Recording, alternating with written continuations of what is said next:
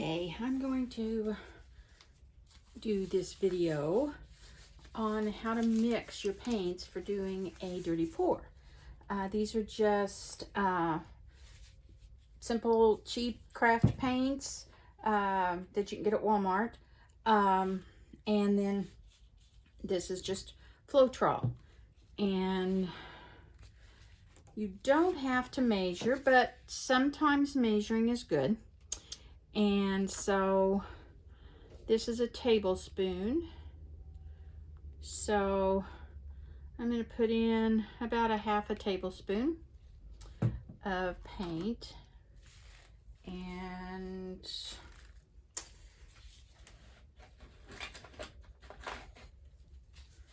I reuse all my craft sticks. Just wash them and you can reuse them. So about a half a teaspoon of paint, and you can see on this cup that it just kind of barely covers the bottom of it. And so I'm going to put the same amount in here, and I don't know if you can see that. I'm just kind of eyeballing it, just in the bottom. And then the yellow, these are just the primary colors. It's amazing the colors you can get out of just the primary colors. Okay, so there we go. And yep, I think I've got the same amount. You can use a teaspoon and just really measure this out, but you don't need to. Then I'm going to clean this off with these paint pouring. Use a lot of paper towels. And I've just poured my Floetrol just out of the bucket and strained it. The one thing that you will have to do with Floetrol is to strain it, because it does tend to clump. So I'm putting a tablespoon and another tablespoon, a tablespoon and another one, a tablespoon and another one. Okay, so then move this back down here. Just take your craft stick and stir that really, really good. Stir that in really good. And we're just going to go through here and stir each of these in really good. Sometimes I try to do this a little before I'm going to do a painting, just to let some of the air bubbles get out of it, but I've got my torch to get rid of air bubbles, so that helps. And okay, stir, stir, stir.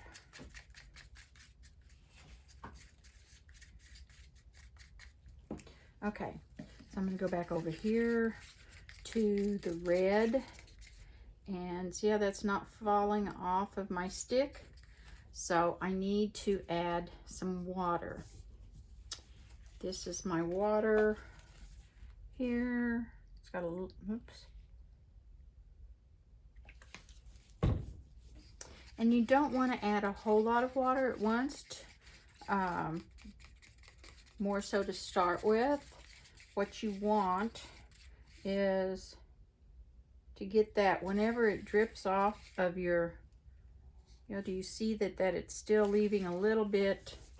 I'm going to put just 1-2 more drops in. 2 little drops can make a big difference. So stir that in. Okay.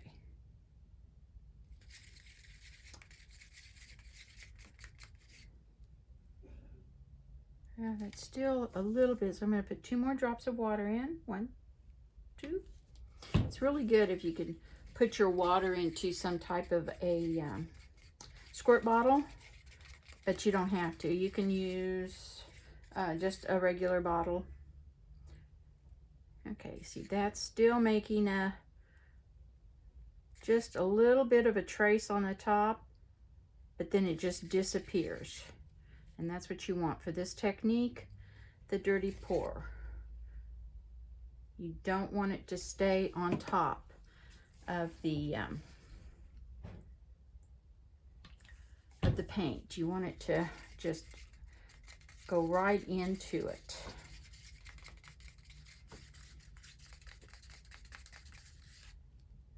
Okay.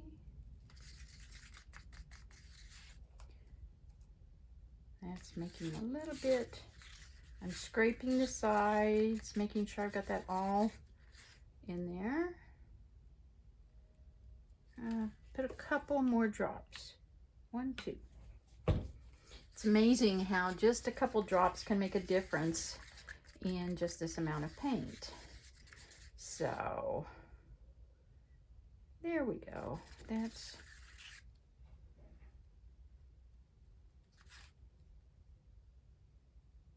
still a little thick, I think. Oops, I got 3 that drops that time, but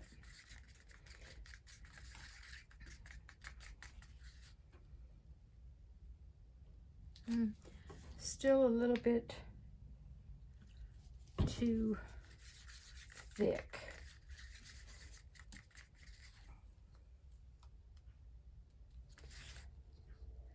Okay.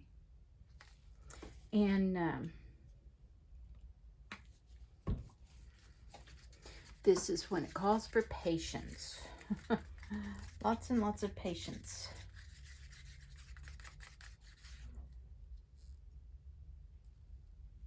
Okay, I think just a few more drops and we'll have it. You don't want it too thin, not for this technique. Now for the Dutch pour, you want it thinner. But for this one, you want it just to make that little mound and then go away.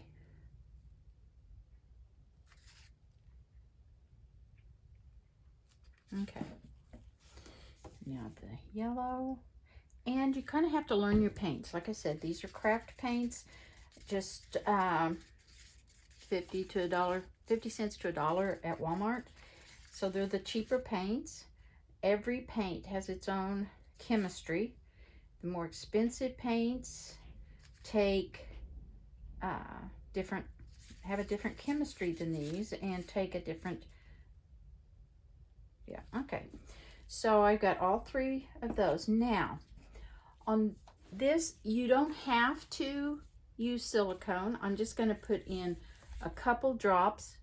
1, 2, 1, 2, whoops, 1, 2. Well, those 2 got 3 drops. And then you want to stir it up. I like cells in my dirty pours, so I do use the, okay. I'm going to check them out one more time on consistency. Okay, that one's good. That one's good. And that one's good. Okay, so now I can set these aside and put these here. I have a little cup over some wet paint there because I'm wanting to keep it for a skin, and I'll explain that to you later. Okay, so you've taken a paper towel and you've just wiped over your canvas. So you're ready to take your larger cup, and you can leave these in. I just find that if you're a klutz like me, I'm more likely to end up with paint everywhere. So I take them out. So now you decide how you're going to layer them. And I'm just going to start with my red and pour some of it in there. And then I'm going to go with the yellow. Red and yellow make orange. So it'll be interesting to see. And I'm just going to pour it in there. Right on top. Okay. Then I'm going to take my blue. Yellow and blue make green. So we'll see what we get here. Now, I like to add a little bit of white. I like mine bright, and I've got the yellow in here, which will brighten this up, but I'm going to add just a little bit of white, and there's no silicone in it. So then I'm going to go with my red and blue, make purple. We'll see what all colors we get in this. And you can layer just twice. You can layer 3 times. You can layer however much your paint is. Okay, and put just a little bit more white in, and more red, and yellow, and blue. This time I'm not going to put any more white in. I'm just going to finish off the rest of my cups.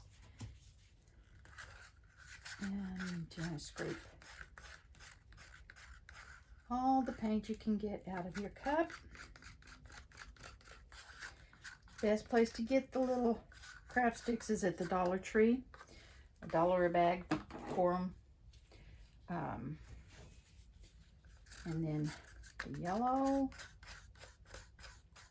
I always get excited at this point in doing a dirty cup pour, because I think, okay, what am I going to come up with?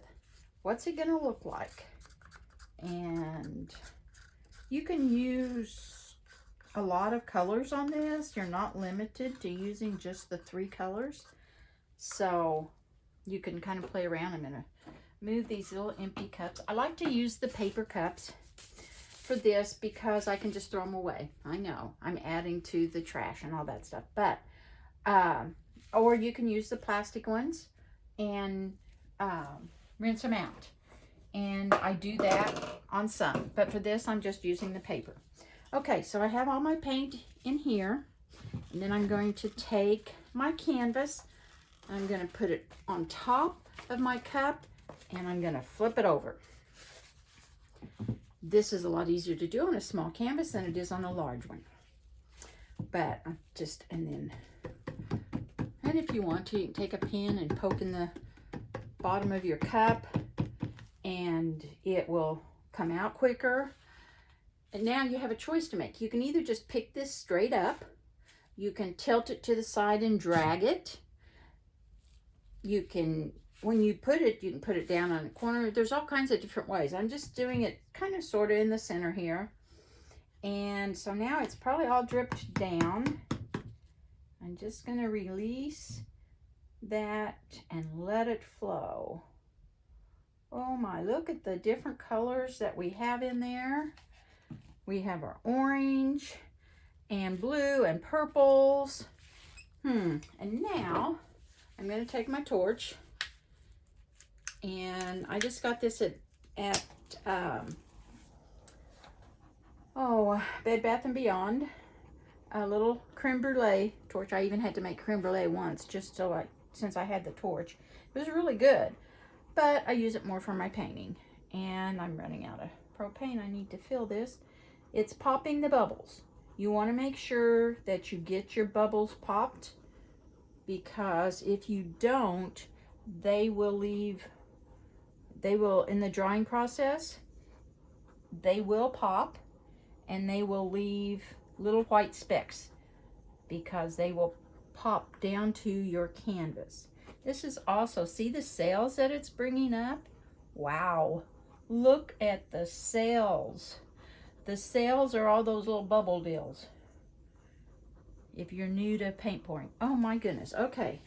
So I think I've got most of my bubbles popped. And I always have a little skewer. So if there's any ones that resist it and everything, I kind of look. Now this is where it can get messy, because you're going to take and pick up your canvas and you're going to start tilting it. This is what makes your composition. And you can tilt it. I usually tilt it one way and back to the center and tilt it the other way and back to the center. I'll eventually go over those edges, but I kind of like to make sure I've got plenty of paint for my canvas. Turn this around so you guys can see it. And before I let the paint go off of the canvas. So as it gets down here, I'm just kind of using my fingers to stop it and to encourage that to go on over, because you want to make sure your sides are covered too. And you can use your glove to just kind of pull that over like that. Oh wow, I'm really liking this. Who would have thought that just using the primary colors would give you all of these colors? Okay, I'm trying to remember to tilt this so that you can see it, so that it's not turned back to you. And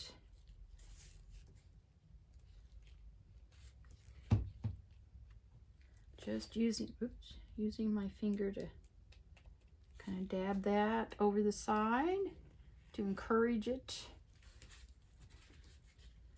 And I do have push pins in the back of this so that when I lay it down, it's not laying right on the... Okay, got it over there. And one more corner to get it over, and then I'm checking my sides to make sure that they're covered.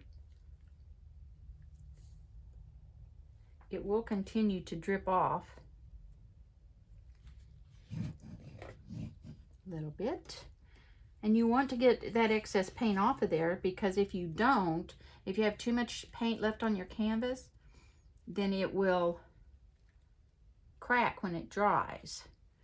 So, okay, now I've got it on all 4 sides, and it's over. Now I look at it and think, okay, I really like this area up here. So I'm going to bring it down this direction some. Just tilting it down that direction, because I really like those colors and those cells there. And so bringing it back down.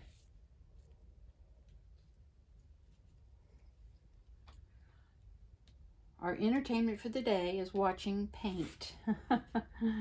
Whoops. The push pins on the back help you to hold it. Okay, so now I'm liking that.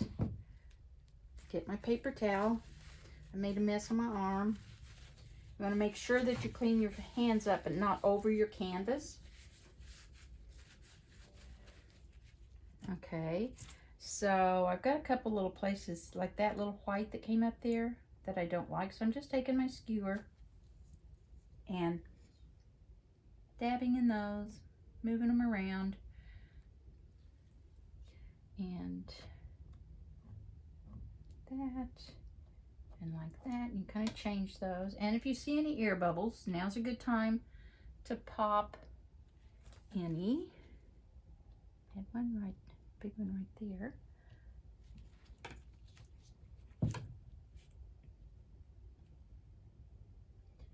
And just dabbing some of this paint that's dripped off onto the sides here. And then I'm going to tip it down that way just a little bit. Okay. And then once you have your composition the way that you want it, you want to take your fingers around and just rub underneath. that discourages the paint from continuing to flow as much off of the edges. Because if you don't do that, it can just pull it right off. And at this point, I'm going to take my torch and I'm going to torch it again, just to double check any air bubbles. I don't see any big ones, but sometimes there's a lot of little ones, and it just brings up more sales. Now, there was a bunch of little ones in there that it's popped. Now, this is kind of dark, and that's what I meant by adding the white into it. If you can imagine how dark it would have been if I hadn't added any of the white. Okay, so I'm happy with that. So now I'm just going to leave it to dry, and I'm checking to see any more air bubbles. And you can kind of take and just drop it, which a couple of those that cause them to pop. Okay, and one thing that you want to make sure before you start that your canvas is all level. My table here, I know where I can set my canvas. I can't come very far this way because it's kind of sunk in the middle. So get a little level. There's all different kinds and sizes of them that you can get. This is just a little one that worked really good for me on my smaller canvases. I do have a larger one for larger canvases. Okay, so I'm kind of happy with that. And so we'll just let it dry. Okay, thank you for watching my video on the Dirty Cut Pour. Please subscribe to my channel. Give me a thumbs up. Thank you for watching.